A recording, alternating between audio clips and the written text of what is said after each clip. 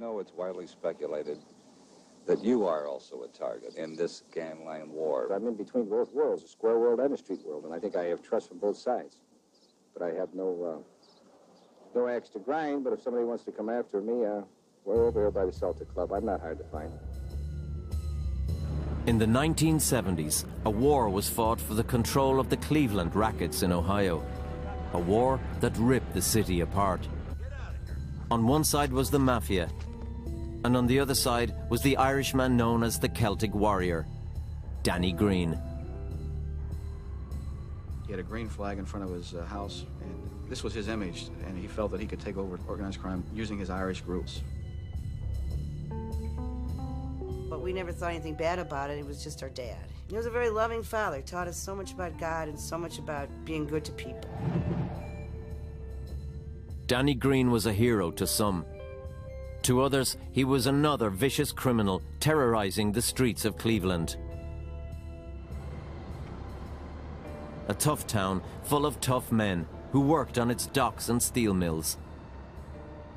Cleveland was never really an Irish town in the same way that Chicago or New York or Boston were Irish towns. There were Irish in Cleveland. They came there to work on the Erie Canal, but the most they ever comprised of the population was about 10%. Among those who made their way to Cleveland were a young couple, John Greene and Irene Fallon, from the west of Ireland.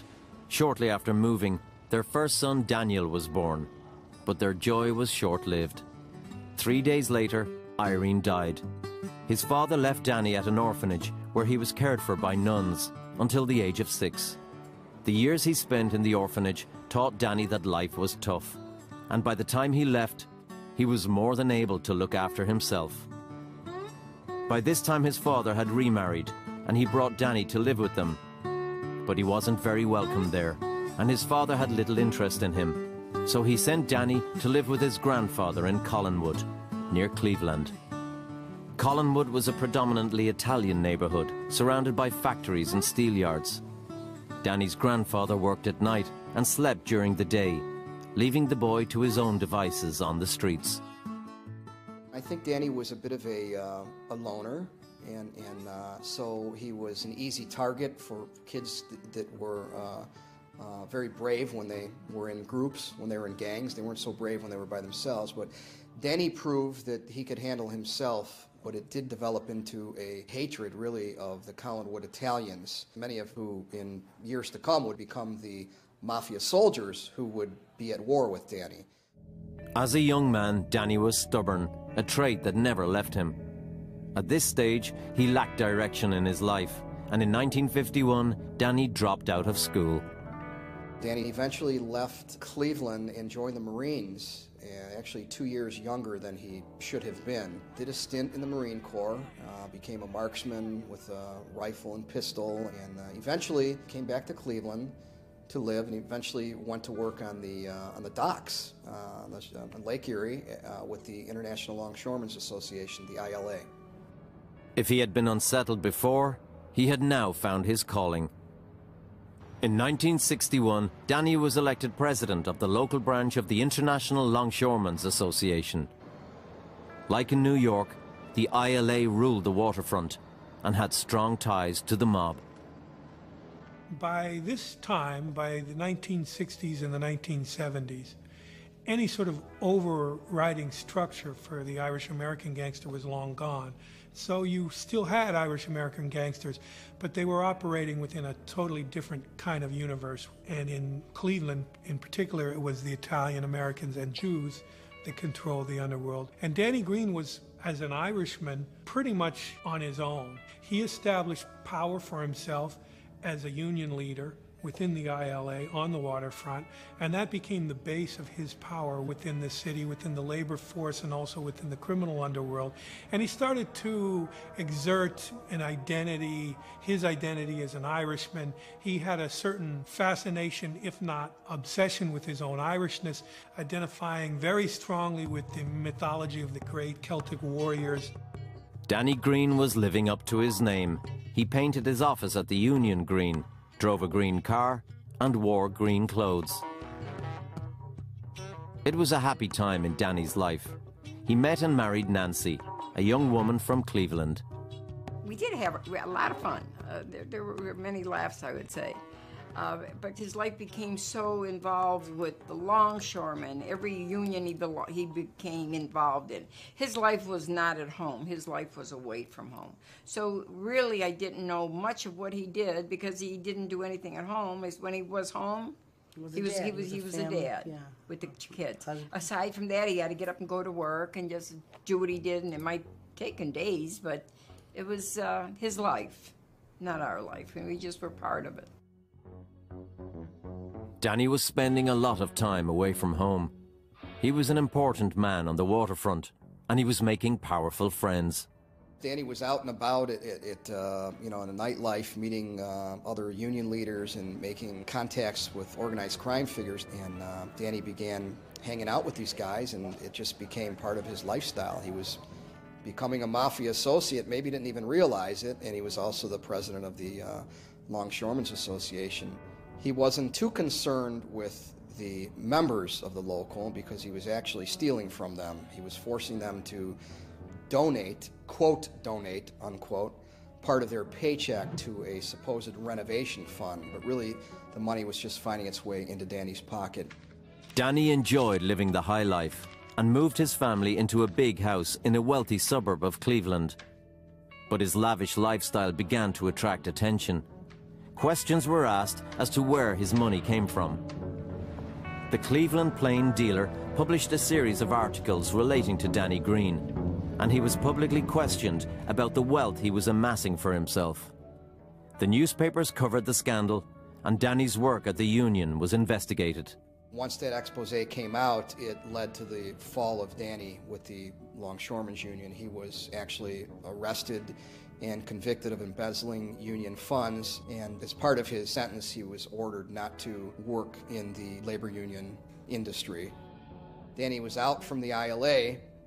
At that point, he was unemployed, really, and that's when he started becoming more heavily involved in organized crime. There was a notorious, well-known loan shark in Cleveland by the name of Shonder Burns. Shonder Burns was Jewish.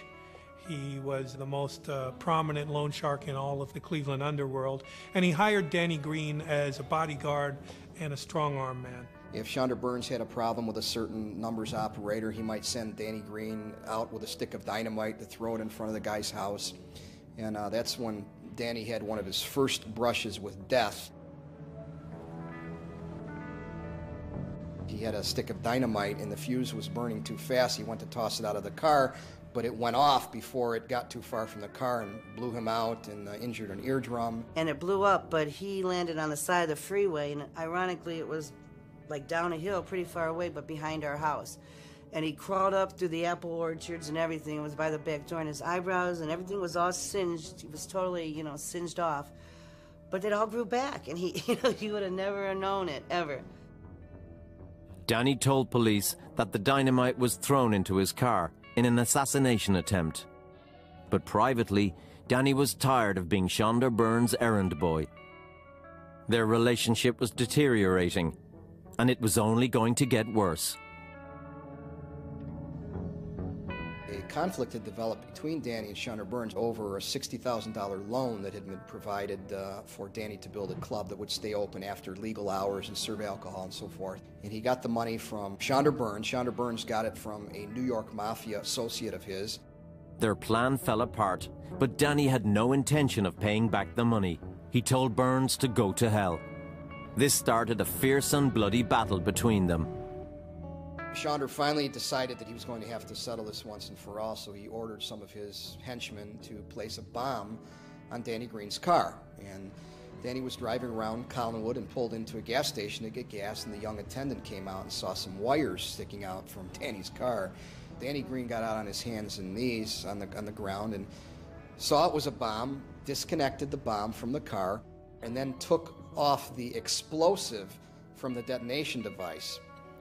And at that time, Danny was very close with Ed Kovacic, who was a member of the Special Investigation Unit of the Cleveland Police Department. Eventually, he would become the police chief. I got a call from Danny, and he said, "This is what I found." And he gave me a broken clothespin, a blasting cap and some wires, a timer, And I says, Danny, where's the explosives? He said, that's going back to the SOB that put them on my car.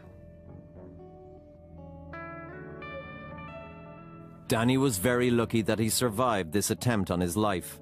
There was enough C4 explosive in the bomb to end him. From that moment on, Danny Greene decided that it was a case of kill or be killed.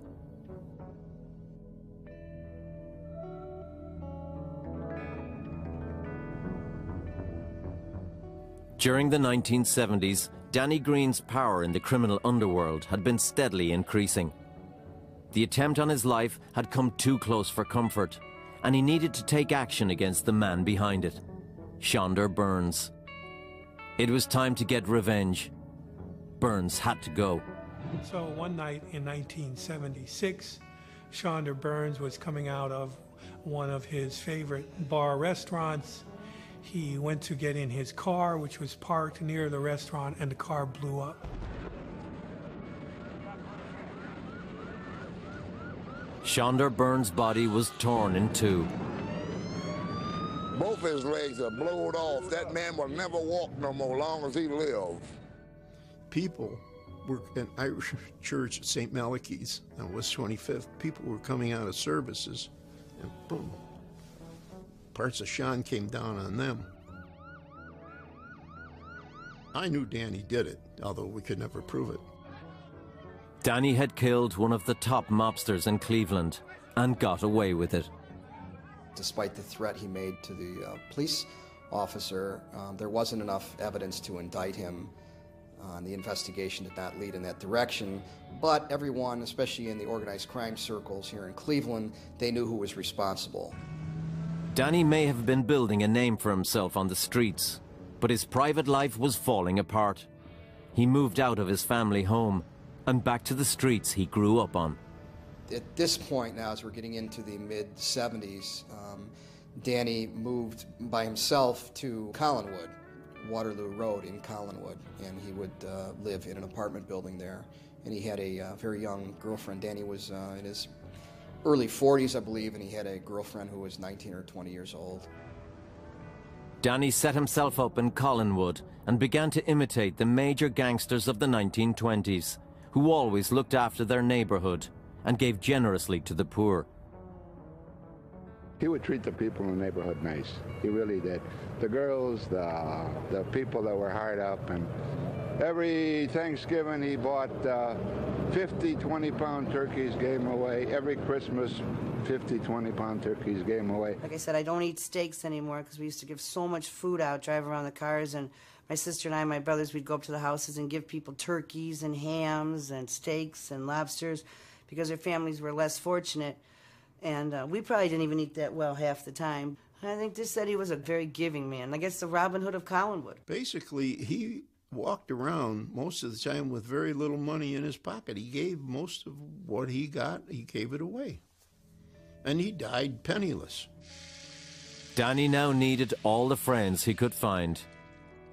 The killing of Shonder Burns had angered the mafia, and Danny was now marked for death. One of the strengths of that group is if you hurt a member of that group, you're dead. You're gone. After the death of Shonder Burns, this bombing war only heated up more and more, and there were a number of tit-for-tat bombing attacks in which the Italians were trying to take out Danny Greene. A contract was put out on Danny, and they decided to hit him at his home. They sent 2 hitmen to go and put bombs on Danny Greene's apartment building. Well, one of the bombs went off and demolished the building. Danny and his girlfriend walked away. The other bomb that they had didn't go off. When they blew up the building and he was inside of it, they had the second bomb right there. If that would have gone off, it was attached to a 5-gallon can of gas. And it was military dynamite. If that would have gone off, a lot of the neighborhood would have gone with it. Danny Greene and his neighborhood were lucky, but if the mafia thought his neighbors would turn on him, they were wrong. In fact, they helped him clear up the debris. Danny wouldn't be forced out of his home, and if the mafia wanted war, they'd get it.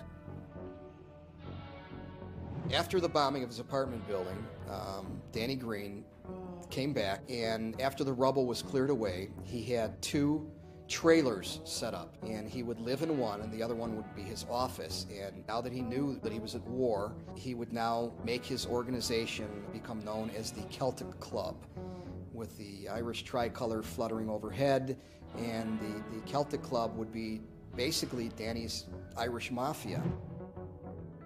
Danny used the Celtic Club to attract more supporters. He was now making money on gambling ventures and racketeering all over the city. He wouldn't be satisfied until he had complete control of Cleveland's underworld. Danny was about to form his own army. He would sit down on Waterloo, bare-chested with a Celtic cross, and he had a gun on his ankle. He had an ankle holster. And he'd sit out there just daring these guys to kill him. And I told him, "You're going to get killed, Danny. You're going to get killed." He was now at war with the mafia. So many bombings were taking place that Cleveland was dubbed the bombing capital of the country. But no matter how hard the mafia tried, Danny was always one step ahead. But I have no axe to grind, but if somebody wants to come after me, we're over here by the Celtic Club. I'm not hard to find.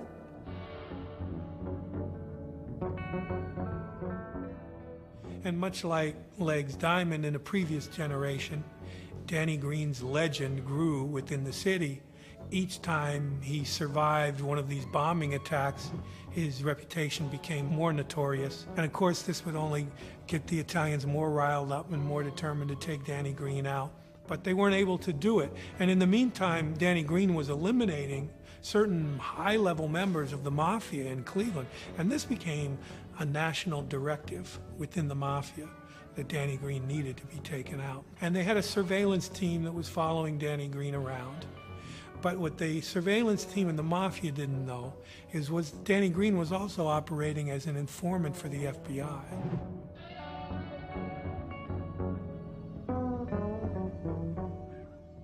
Multiple assassination attempts failed. And Greene put it all down to the luck of the Irish. As Danny Greene was building his career with the longshoremen, he was visited by some FBI agents who were interested in him because he was sort of getting on the radar screen of organized crime. They started talking to him, and eventually they realized that he was the type of character that they could use for information. And Danny Greene liked playing the role of being an FBI informant. And as Danny Greene became more entrenched in the organized crime business in Cleveland, he became more valuable to the FBI. By leaking information to the FBI was in turn leaking information to Danny Greene about assassination attempts they were hearing about, so that Danny Greene was able to stay one step ahead of the competition. He gave himself a code name, not the FBI didn't give it to him. He called himself Mr. Patrick, after his beloved saint, I'm sure, St. Patrick. In his own mind, he was using the FBI. The FBI wasn't using Danny. Danny was using the FBI to further his cause. Danny Greene had been playing both sides for years. His involvement with the FBI stretched back to his ILA days. Danny used the FBI to put his enemies behind bars and keep himself out of jail. The mafia needed to change tactics to get to Greene, and they eventually came up with a plan to gather information on him by bugging his girlfriend's telephone. In a recorded telephone conversation, they discovered that Danny had a dental appointment. They knew the date, time, and location.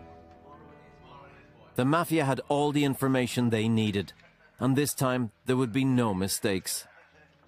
They brought in 2 mafia hitmen from outside town to do the job, Ray Ferrito and Ronnie Carabia. Danny Greene arrived for his dental appointment at Brainerd Place Medical Building here. He pulled his car in, parked right about here. Ray Ferrito and Ronnie Carabia were watching from the intersection for him to come out of the dental appointment. In the meantime, they were able to park the bomb car right next to Danny's car. They watched for Danny to come out. When Danny got to his car, went to open the door, they detonated the bomb car by remote control. The bomb car exploded, and Danny Greene was killed instantly.